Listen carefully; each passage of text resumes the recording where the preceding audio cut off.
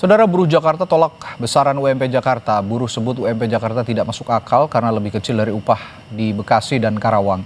Kita dalami soal UMP Jakarta ini bersama Presiden Konfederasi Serikat Pekerja Indonesia KSPI Said Iqbal dan juru bicara dan juga staf khusus Gubernur Jakarta Ciko Hakim. Selamat malam, Bung Said dan Ciko. Selamat malam, Assalamualaikum. Waalaikumsalam warahmatullahi wabarakatuh. Saya ke Bung Ciko dulu. Tadi kan kalau di berita pengantar, Bang Wagub, Bang Rano tuh sudah bilang bahwa ini sebenarnya sudah tripartit nih, sudah pemerintah, sudah buruh juga dan juga pelaku usaha atau pengusaha. Tapi bagaimana sebenarnya proses musyawarah penetapan ini? Pengusaha dan pemerintah dan juga buruh. Mengapa hasilnya tetap lebih rendah dari UMP di Bekasi serta Karawang meski biaya hidup di Jakarta lebih besar, Bung Ciko? Yang pertama memang begitulah proses yang harus dilalui ketika kita menentukan angka di mana UMP itu ditetapkan. Pastinya sudah ada proses melalui Dewan Pengupahan yang terdiri dari unsur buruh, pengusaha, dan juga Pemprov DKI Jakarta. Kami dari Pemprov DKI Jakarta tentu menjunjung tinggi hak-hak demokrasi bagi siapapun yang ada di Republik ini dan tentu menghargai aspirasi yang tumbuh setelah UMP ini ditetapkan. Namun kami ingin juga menyampaikan bahwa sesungguhnya untuk buruh yang bekerja di Jakarta dan berKTP Jakarta tentunya ada insentif-insentif lain yang didapat yang berbeda apabila buruh tersebut bukan KTP Jakarta atau bekerja di tempat di luar Jakarta dan tentunya bukan warga dari Jakarta itu sendiri. Kita punya yang namanya kartu pekerja yang juga untuk bisa digunakan bebas membayar terkait dengan tarif-tarif transportasi yang ada seperti MRT, LRT maupun busway, dan itu kalau dihitung subsidinya itu per orang untuk MRT bisa mencapai Rp616.000 per bulan, begitu juga LRT sekitar Rp220.000 dan juga ada Transjakarta juga. Nah ini artinya sebenarnya apa yang didapat dengan angka 5,73 tadi yang disampaikan tentunya ada pengurangan-pengurangan karena tadi argumentasinya tentu terkait dengan biaya hidup yang layak. Biaya hidup yang layak ini tentunya mengingat bagaimana mengeluarkan dana atau uang untuk bertransportasi di Jakarta itu memang tidak murah. Dan itulah masuknya kita ketika kita mengatakan kita akan mensubsidi terkait dengan transportasi. Begitu juga mensubsidi terkait dengan Pamjaya yang tentunya akan diformulasikan ke depan bagaimana kita bisa bekerja sama dengan serikat buruh termasuk dengan kelompok dari Pak Said Iqbal tentunya untuk bagaimana kita mendata masyarakat yang masuk dalam kategori buruh tersebut yang kemudian berlangganan PAM sehingga bisa kita bebaskan dan kita berikan subsidi terkait itu. Dan banyak hal lagi, Radi, kalau tinggal di Jakarta dengan KTP Jakarta tentunya ada insentif-insentif yang didapatkan di luar apa yang tidak bisa didapatkan di tempat-tempat lain seperti KJP Plus, seperti juga terkait dengan perumahan misalnya. Banyak rumah susun yang memang disediakan untuk keluarga dengan penghasilan di bawah 7 sekian juta rupiah yang bisa diakses dan sehingga bisa membayar unit dengan dua kamar yang bersubsidi dengan harga 700.000 per bulannya misalnya. Jadi sebenarnya kita berharap teman-teman buruh bisa memahami karena memang kondisi ekonomi dunia maupun nasional yang rasa-rasanya agak sulit untuk kita bisa terlalu progresif. Sesungguhnya kalau dibilang maunya, tentunya maunya Pemprov DKI Jakarta, apalagi Pak Gubernur Pramono Anung yang sering menyampaikan visi misinya terkait dengan membangun Jakarta dari bawah, tentunya ingin sekali menyejahterakan buruh sejahtera-sejahteranya. Dan itulah mengapa kita juga memikirkan terkait insentif yang bisa kita berikan, kita mengambil jalan tengah. Karena juga kita tahu ada burden, ada beban-beban bagi para pengusaha yang kemudian hari-hari ini juga tidak sedang terlalu baik-baik saja di dunia usaha. Oke. Dari penjelasannya Bung Ciko tadi, Bung Said, apakah sudah make sense? Karena Anda menyebutnya sebelumnya it's not make sense, tidak masuk akal gitu. Mengingat tadi juga kalau kata Bung Ciko kan ada insentif kalau di Jakarta katanya ada insentif untuk transportasi, insentif untuk Pamjaya, ada insentif juga untuk rumah dan lain-lain. Bagaimana penjelasan Anda? Sebagaimana yang telah kami sampaikan bahwa ada beberapa alasan mengapa buruh Jakarta, sekali lagi bukan sekelompok buruh ya, silakan diperiksa di berita acara, semua serikat buruh menolak konsep yang diajukan oleh pemerintah yang nilai alfanya 0,75 sehingga Oke. menghasilkan upah minimum menjadi 5,73 juta rupiah. Jadi bukan sekelompok, seluruh buruh Jakarta. Hmm. Yang pertama alasannya kebijakan upah minimum ini akhirnya mengakibatkan daya beli makin kepukul lagi. Hmm. Kenapa? Karena nggak mencapai 100% KHL. KHL yang dibuat oleh KHL itu kebutuhan hidup layak Ya, ya. kebutuhan hidup layak. KHL yang dibuat oleh BPS itu adalah bukan KHL yang diatur dalam Permenaker nomor 18 tahun 2020 loh. Itu lebih tinggi lagi. Ini KHL yang hanya mengambil kebutuhan dasar. Ya, the floor paling dasar sekali. Yaitu makanan, minuman, sewa rumah, sisi transportasi dan beberapa item yang lainnya. Kalau yaitu nilainya 5,89 juta. Karena dari 5,73 juta rupiah per bulan lebih rendah dari 5,89 juta rupiah, berarti daya beli turun. Oke. Nggak bisa mencapai kebutuhan hidup layak. Bahkan BPS survei biaya hidup Jakarta tuh 15 juta loh. Untuk mencapai 15 juta, sepertiganya saja yang 5,89 juta rupiah, gubernur tidak memenuhi. Oke. Nah sekarang kalau daya beli makin menurun, apa yang akan terjadi? PHK. Tidak akan ada yang beli barang.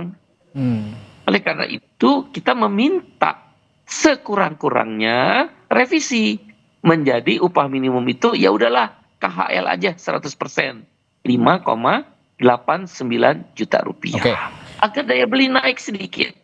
Yang kedua tadi nggak masuk akal. Apakah biaya hidup di Jakarta lebih rendah dari Bekasi dan Kerawang? Nggak masuk akal.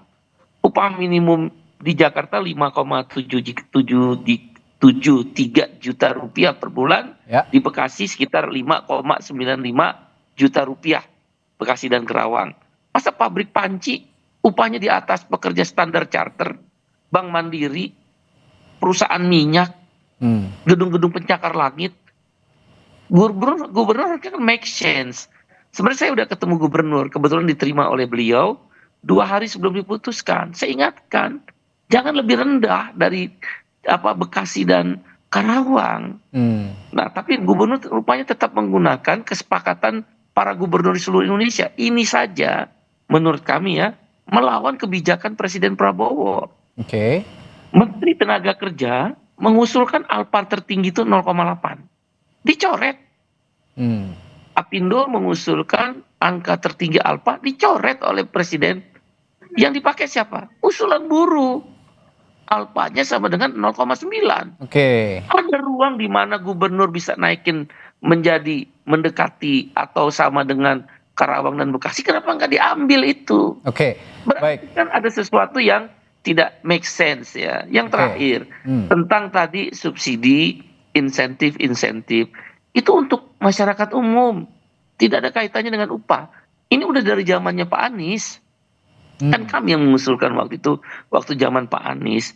Nah, saya ambil contoh laporan dari perusahaan di Cilincing dan di Pulau Gadung. Oke. Ada satu perusahaan 300 karyawan penerima upah minimum. Yang dapat subsidi cuma 15 orang. Berarti kan cuma 5%. Padahal yang lain penerima upah minimum.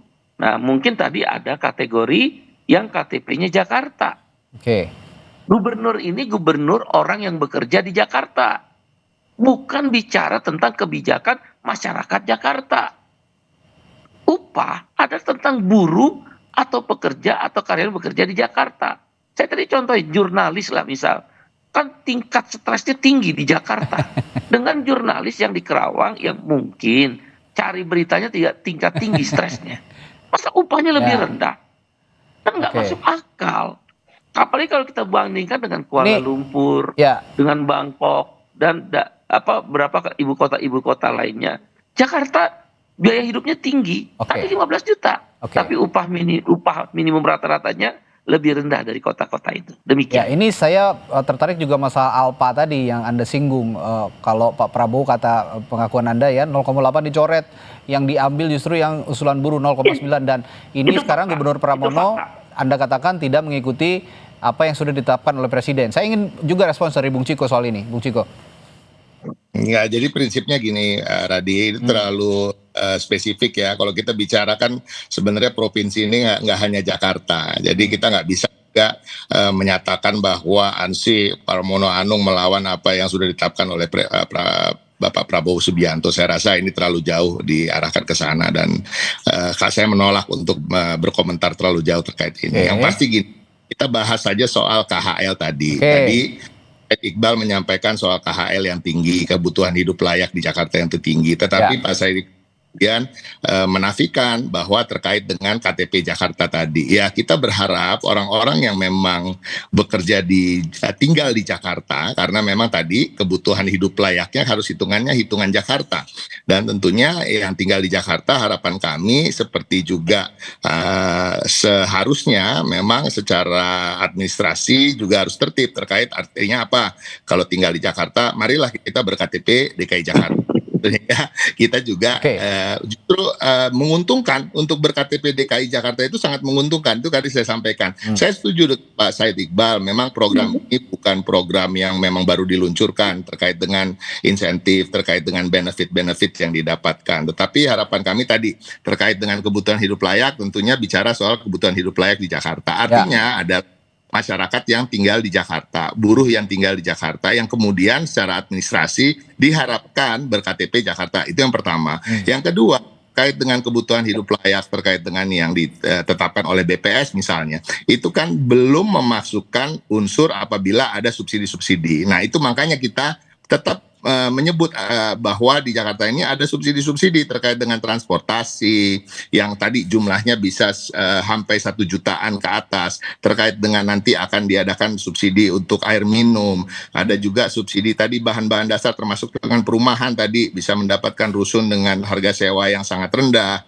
dan juga KJP plus misalnya yang tidak ada di daerah-daerah lain, ke subsidi terkait dengan pendidikan bagi anak-anak kita semua.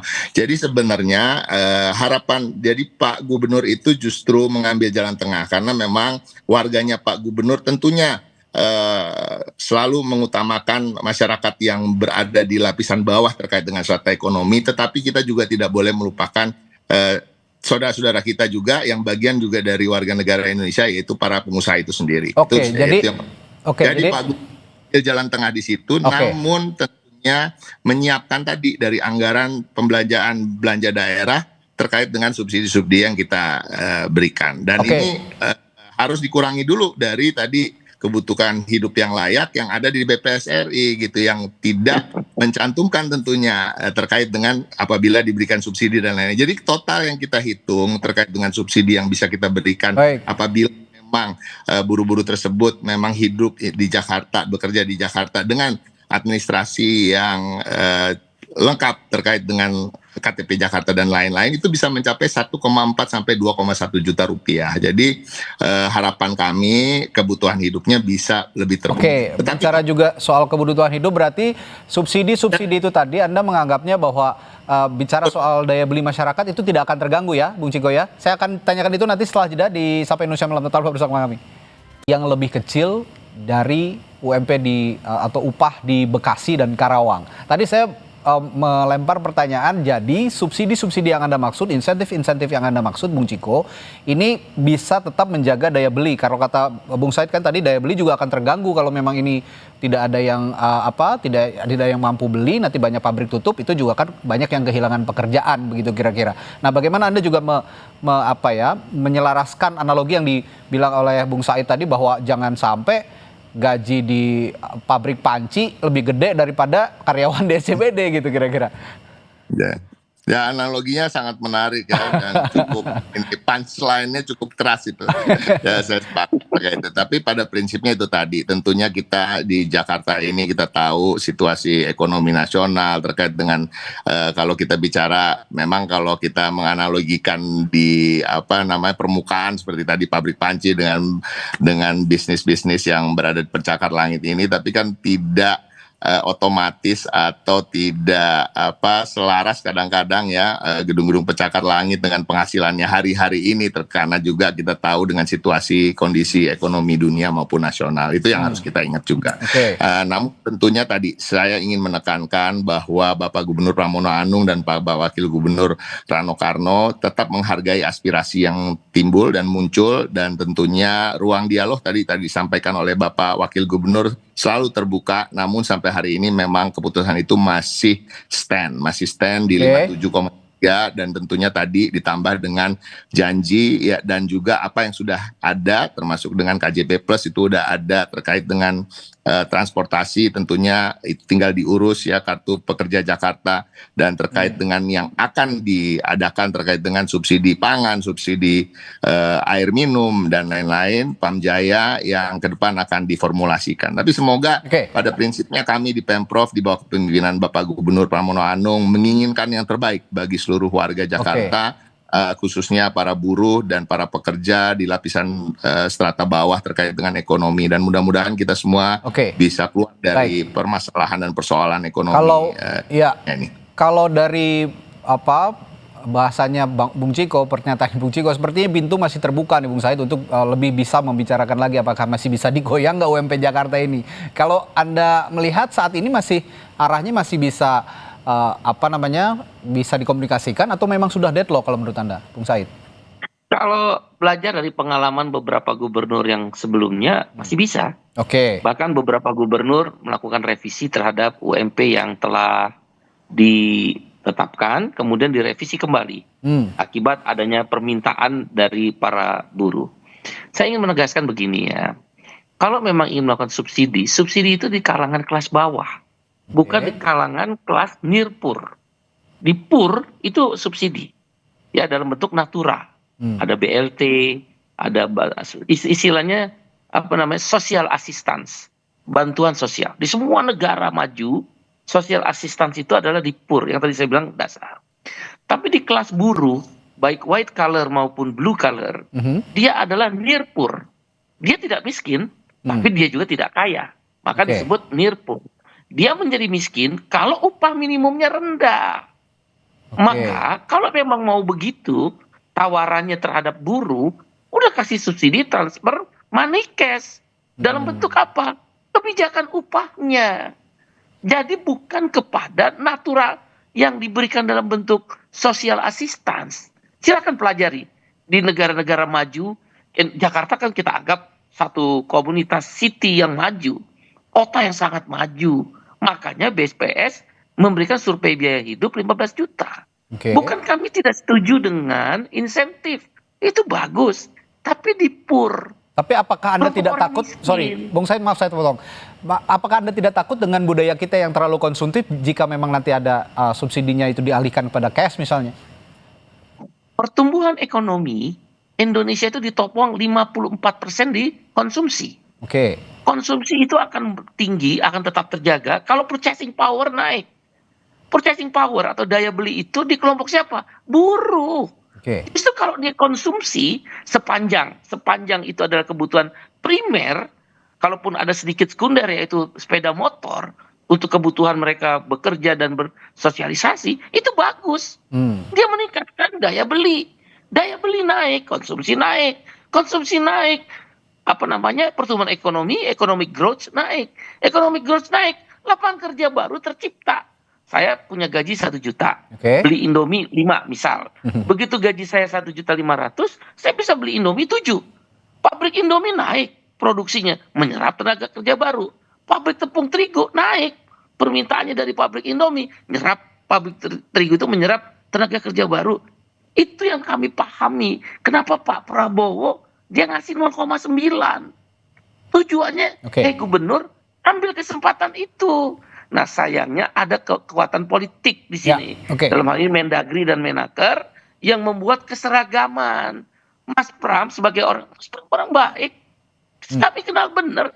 Itu tipe orang pekerja. Saya terakhir. Gitu loh. Baik. Mau ngambil 0,9, ya udahlah. Ya, ambil karena 0,75. Bung Said sejak Gitu tadi loh. menyinggung juga pemerintah pusat, saya tanyakan ke Bung Ciko, singkat saja Bung Ciko. Jadi kalau sudah begini, sebenarnya peran pemerintah pusat untuk mengatasi disparitas UMP antar provinsi ini perlu regulasi nasional atau bagaimana? Regulasi nasional yang lebih ketat atau bagaimana? Saya nggak terlalu mendengar, keputus tadi Radi. Gimana Radi? Ya, karena Bung Said tadi terus-menerus menyinggung juga peran pemerintah pusat, dalam hal ini Presiden Prabowo Subianto yang menetapkan alpanya 0,9 tadi ya. Ini balik lagi ke sana. Nah, menurut Anda apakah pemerintah pusat dalam mengatasi disparitas UMP di antar provinsi ini perlu ada regulasi nasional yang lebih ketat atau bagaimana menurut Anda? Ya kami siap aja. Tapi kan tadi disampaikan juga oleh Pak Iqbal ya, bahwa